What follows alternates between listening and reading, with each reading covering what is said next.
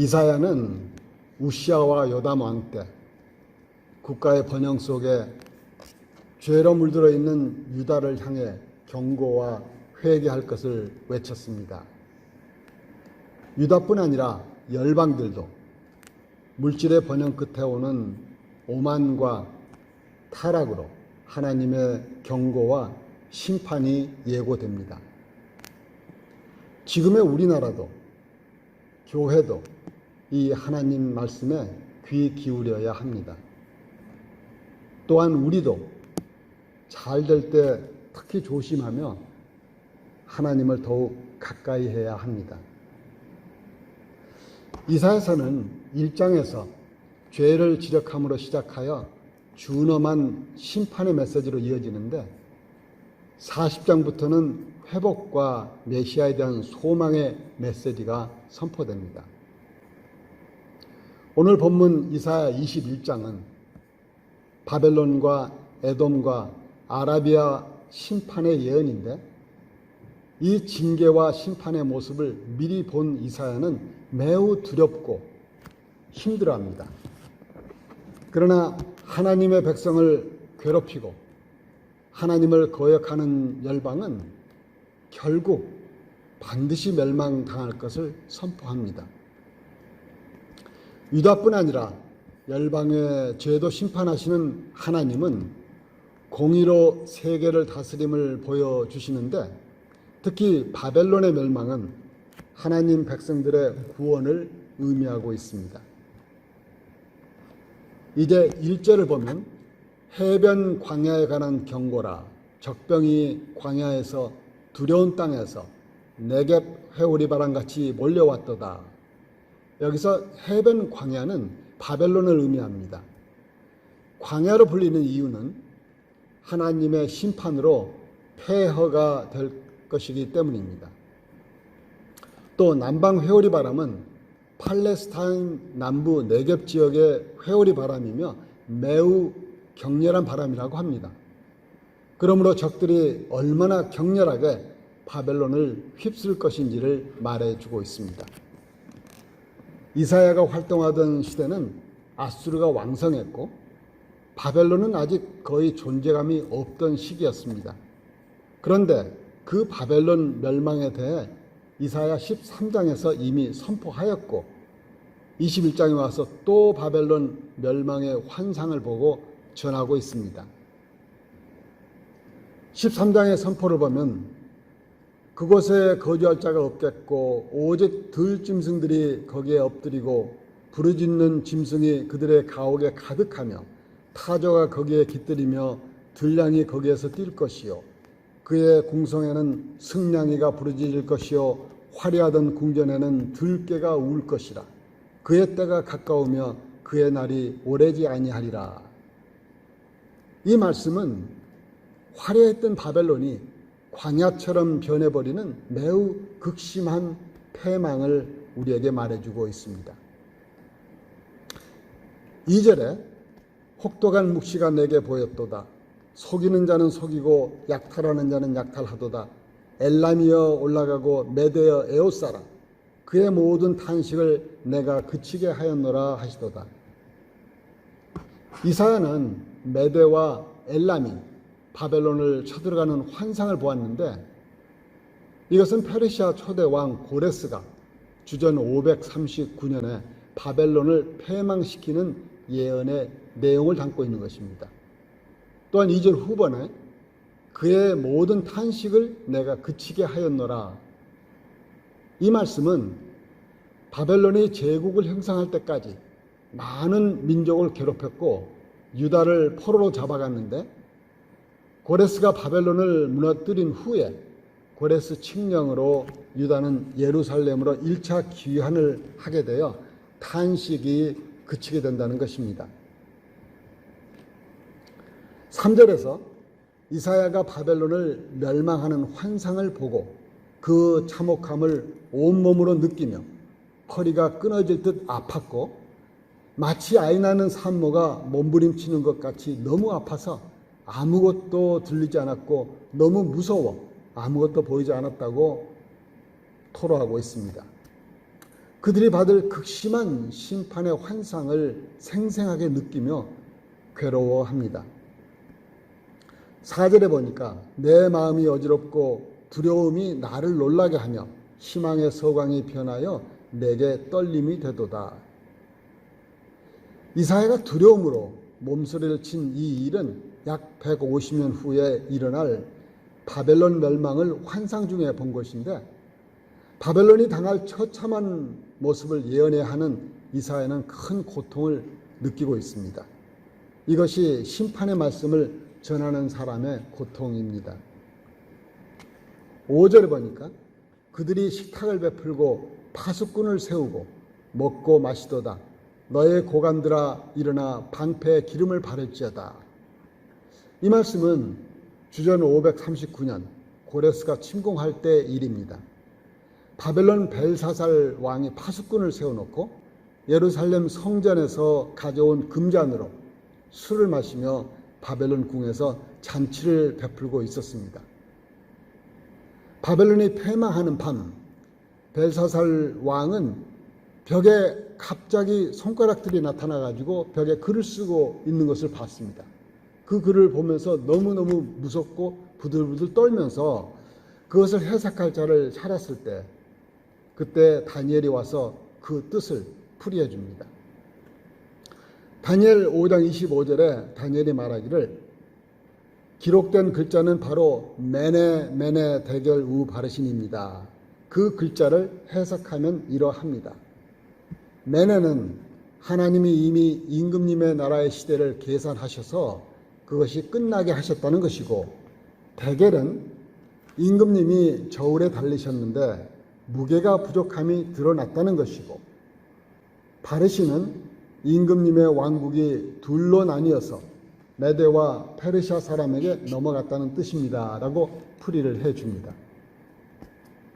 당시 바벨론은 견고한 성벽이 있었고, 또한 성벽이 물로 둘러싸여 있어서 군사적으로 안전하다고 믿고 패망이 눈앞에 있는데도 잔치를 하고 있었던 것입니다.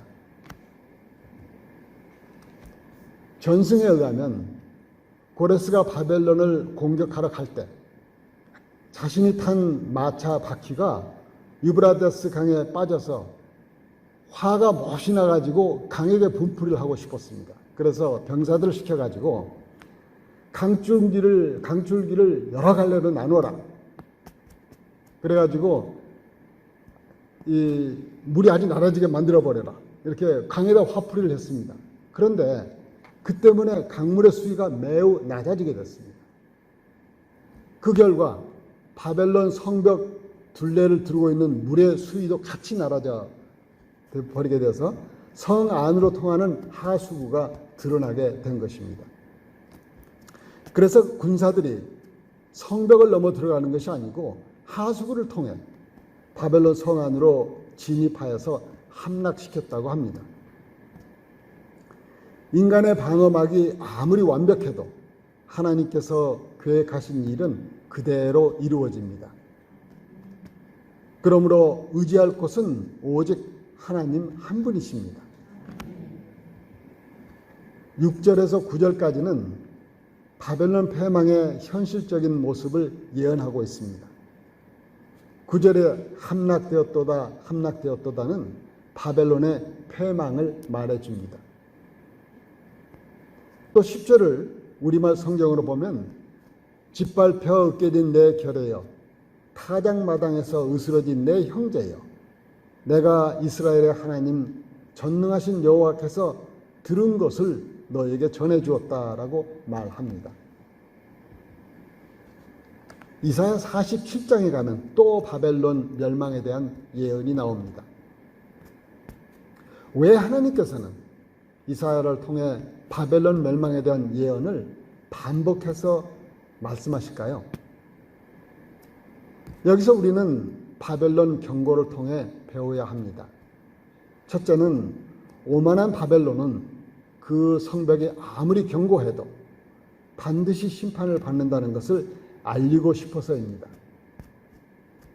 둘째는 인간의 망각을 잘 아시는 하나님께서 바벨론 패망을 반복하여 알려주시므로 우리가 우상을 버리고 하나님께 돌아와 회복되기를 원하시기 때문입니다.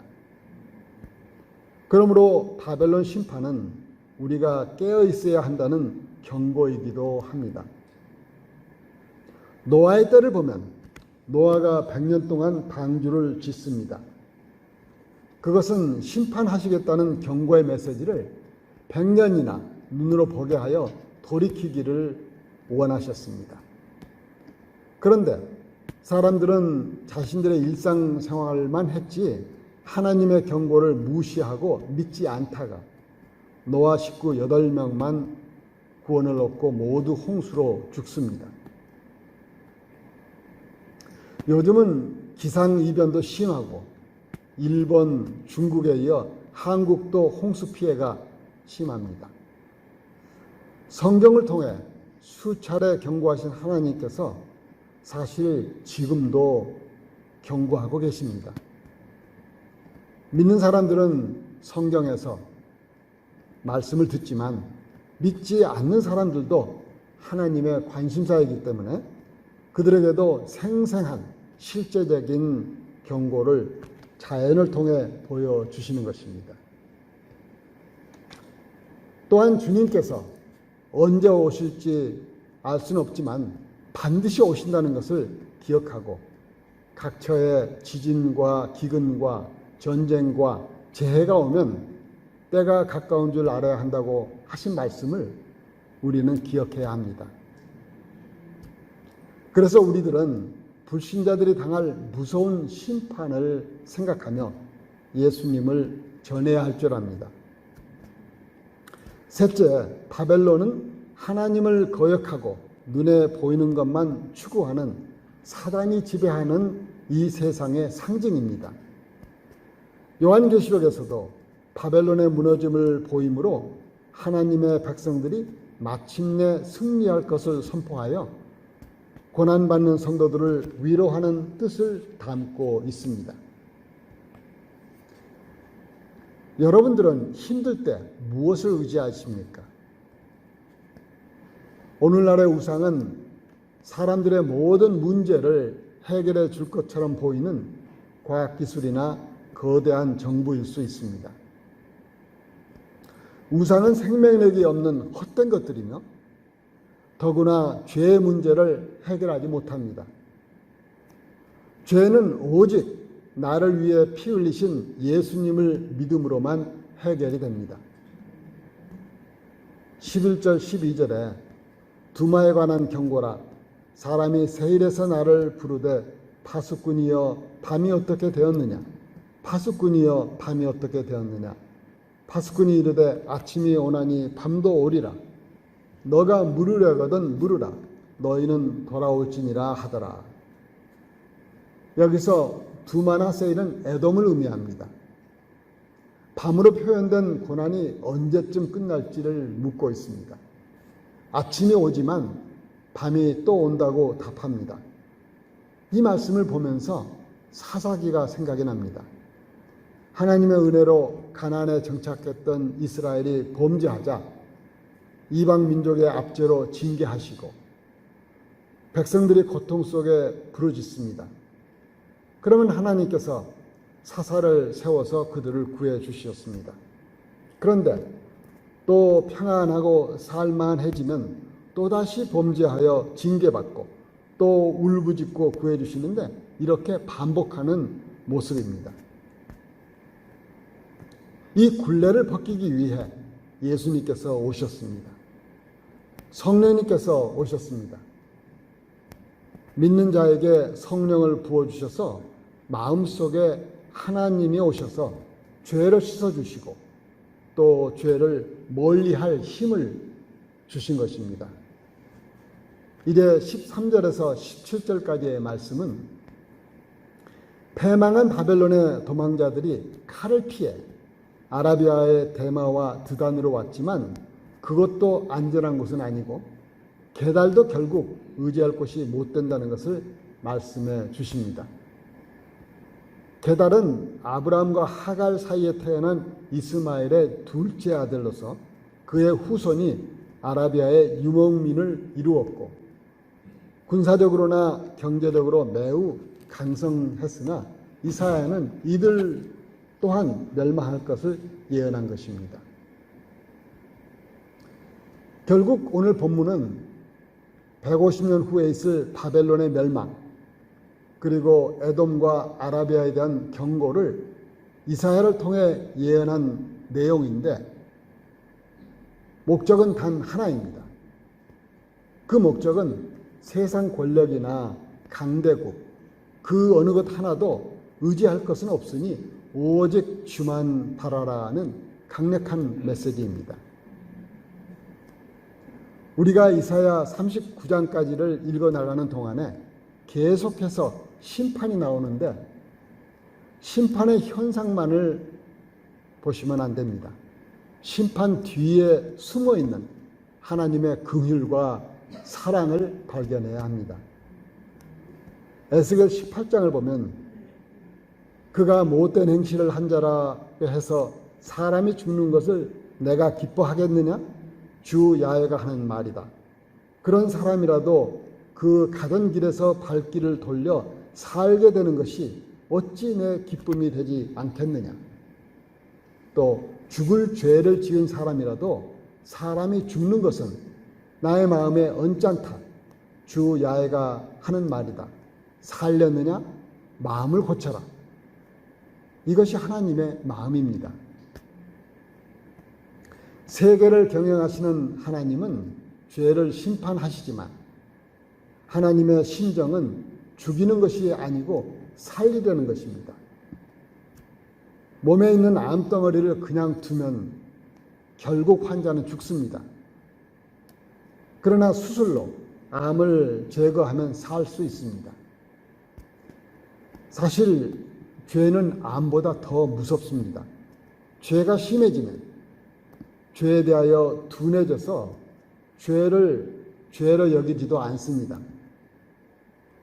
사단은 교활하여 죄를 죄로 여기지 못하게 하여 죽음으로 몰고 갑니다. 역사의 주인이신 하나님은 도덕과 윤리가 땅에 떨어져 죄로 느끼지 못하고 교만에 빠진 바벨론을 심판하심으로 세상을 바르게 경영해 가십니다. 이사야는 애굽과 아수르의 틈바구니에서 신흥 바벨론이나 주변 나라들과 동맹을 맺어 불안한 국제 정세에서 살아남겠다는 것들은 해결책이 아니라고 유다에게 경고하고 있습니다. 그들은 다 패망할 것이니 영원한 동맹은 오로지 하나님 한 분이심을 알도록 거듭거듭 경고합니다. 우리의 영원한 평안은 오직 주 안에만 있습니다. 하나님은 돌이키는 자를 받아주십니다. 이사야 1장 18절에 여호와께서 말씀하시되 오라 우리가 서로 변론하자.